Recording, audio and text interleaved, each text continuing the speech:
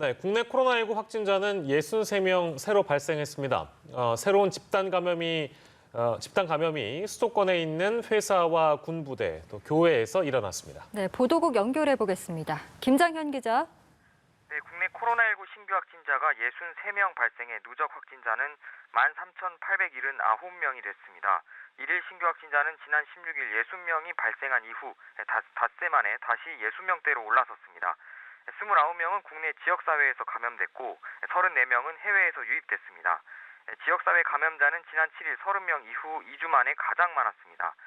서울 16명, 경기 8명, 인천 4명으로 수도권이 대부분을 차지했고 이 밖에 광주에서 1명이 확진됐습니다.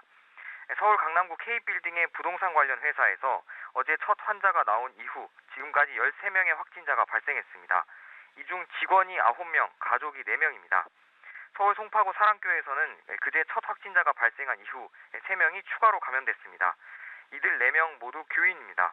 경기도 포천에 있는 육군부대에선 이틀 새 13명이 확진 판정을 받아 군 역학조사관이 감염 경로를 조사 중입니다. 서울 강서구 요양시설 관련해 이용자 3명이 추가로 감염돼 누적 확진자는 13명으로 늘었습니다. 서울 강남구 사무실과 광주 방문 판매 모임 관련 확진자도 1명씩 추가됐습니다.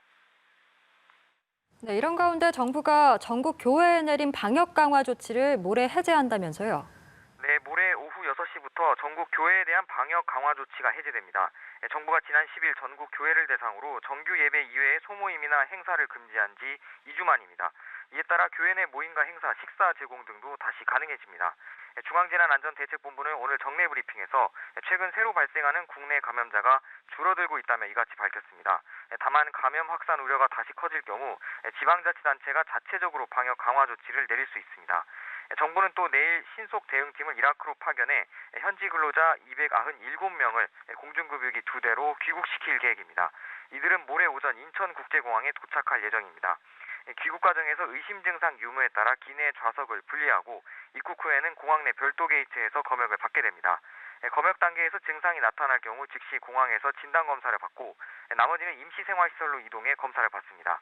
여기서 양성 판정을 받으면 의료기관이나 생활치료센터로 옮겨져 치료를 받고 음성이 나오면 임시시설에서 2주간 격리생활을 합니다. 지금까지 보도국에서 전해드렸습니다.